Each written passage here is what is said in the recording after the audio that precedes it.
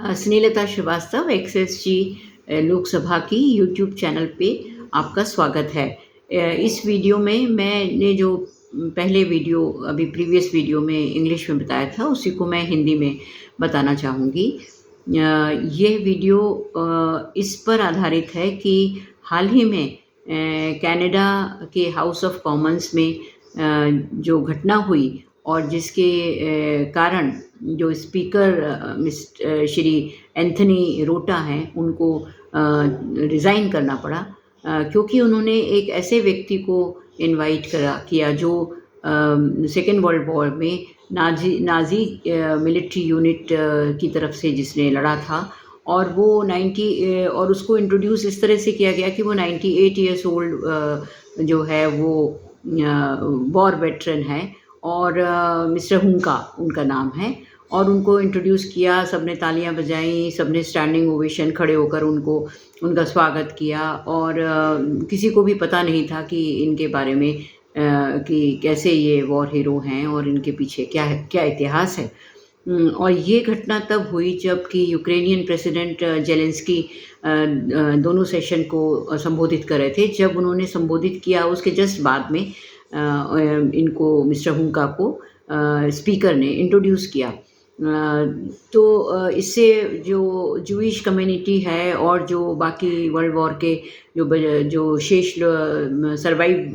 किए हुए लोग हैं वहाँ पर, उनके भावनाओं को ठेस पहुँची और इस पे काफ़ी शोर हुआ और काफ़ी लोगों ने स्पीकर और के बारे में कहा। तो स्पीकर ने उसकी नैतिक जिम्मेदारी लेते हुए और अपना त्यागपत्र स्पीकर के पद से दे दिया। यहाँ मैं बताना चाहूँगी कि पार्लियामेंट ऑफ इंडिया में, लोकसभा में और राज्यसभा में सभी जगह जो भी व्यक्ति इंट्रोड्यूस होते हैं पार्लियामेंट हाउस में, उनके बारे में लिस्ट ऑफ बिजनेस में एक दिन पहले उनका नाम बता दिए जाते हैं, और इस तरह से वो पब्लिक को भी पता होता है, सारे सांसदों को भी पता होता है और मीडिया को भी पता होता है। और यदि उसमें से किसी व्यक्ति के विरुद्ध कोई ऐसी बात सामने आती है जो कि देश के हित की नहीं है, तो ये उनको फिर इंट्रोड्यूस करने में स्पीकर लोकसभा का ये अधिकार है कि वो उसको विड्रॉ कर सकते हैं। तो ना केवल हाउस में जिनको इंट्रोड्यूस करते हैं उनके बारे में है, बल्कि जो भी पार्लियामेंट में एंटर करते हैं उनके बारे में पूरी जानकारी रखी जाती है। उनके नाम, वो किस समय आए, किस समय गए और किस दिनांक को आए थे, और ये उनके बारे में जो है पुलिस वेरिफिकेशन भी किया जाता है, जिनके बारे में पहले से पता होता है। जो विजिटर गैलरी में बैठते हैं उनका भी पुलिस वेरिफिकेशन होता है, और इस तरह से जो भी व्यक्ति पार्लियामेंट में आता है उसका रिकॉर्ड भी रहता है और उसके बारे में पता भी किया जाता है, उसके एंटीसीडेंट्स के बारे में। और यदि कोई चीज़ एडवर्स नोटिस में आती है तो उसकी एंट्री, उसको प्रवेश को रोक दिया जाता है। जो विजिटर गैलरी में बैठते हैं उनके बारे में तो यहाँ तक है कि यदि वे कोई ऐसी बात कर दें, शोर कर दें या चिल्ला दें या कोई चीज़ ऊपर से डाल दें नीचे, तो उनको तुरंत ही कैद कर लिया जाता है और तभी छोड़ा जाता है जब उनके बारे में पूरी जानकारी लेने के बाद ये पता चल जाए कि वो उनको जानकारी नहीं होने की वजह से उन्होंने किया है, और वो उसके बारे में उनको यहाँ के रूल्स के बारे में पता नहीं था और उनका कोई ऐसा मोटिव नहीं था जिससे कि वो किसी को और पार्लियामेंट को नुकसान पहुँचा सके। तो इस तरह का जो एक स्क्रूटनी है वो ज़्यादातर सुरक्षा की दृष्टि से की जाती है, और रेपुटेशनल तरीके के बारे में जब अदरवाइज़ हमको पता चल जाता है तो फिर उसकी एंट्री डिनाई की जाती है। यहाँ तक कि विजिटर गैलरी में यदि कोई ऐसा व्यक्ति के बारे में पता चले कि वो सजा याफ्ता है या उसके बारे में कोई ऐसा सीरियस गंभीर अपराध चल रहे हैं और वो आकर के गैलरी में बैठ गए हैं, या उनका कोई ऐसा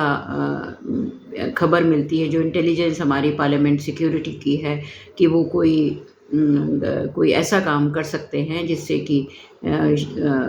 मीडिया की लाइट में आ सकें, तो ऐसे व्यक्तियों को चुपचाप से गैलरी से लिए जाते हैं। तो दोनों में ही हाउस में, राज्यसभा में और लोकसभा में भी काफ़ी सावधानी बरती जाती है ऐसे लोगों के लिए जो कि वहाँ पर आकर बैठते हैं, और जो इंट्रोड्यूस किए जाते हैं उनके बारे में तो उस देश की तरफ से जब रिक्वेस्ट आती है और उसको जब पब्लिक कर दिया जाता है उसके बाद ही उन्हें किया जाता है। यहाँ पर ऐसा लगता है कि जो न्यूज़पेपर में और उसमें छपा है कि मीडिया में आया है कि चूँकि ये मिस्टर हुंका, जिनको 98 इयर्स ओल्ड वॉर वेटरन कहा जा रहा था, जो कि नाज़ीज़ की तरफ से थे, नाज़ीज़ की तरफ से उन्होंने लड़ा था। तो जो स्पीकर हैं एंटोनी रोटा, उनके ही क्षेत्र के थे, और उनके बेटे ने उनको कॉन्टैक्ट करके इनवाइट किया था कि यूक्रेनियन प्रेसिडेंट के स्पीच के बाद उनको का परिचय कराया जाएगा। तो ये चीज़ जो पार्लियामेंट के ऑफिशियल्स हैं वो कहते हैं कि उन्होंने इसको पब्लिक नहीं किया था, उन्होंने किसी को बताया नहीं था, और इसीलिए ऐसा लगता है कि ये चूक हो गई। तो बहुत सावधानी रखनी चाहिए, क्योंकि हम पार्लियामेंट का जो एरिया है वो फॉल्ट फ्री ज़ोन कहलाता है। वहाँ पे कोई भी गलती